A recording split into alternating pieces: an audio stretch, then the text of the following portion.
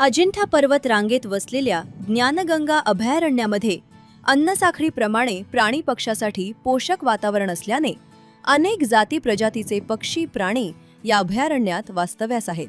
यामध्ये अस्वल, बिबट अशा हिस्त्र प्राण्यांचा समावेश आहे.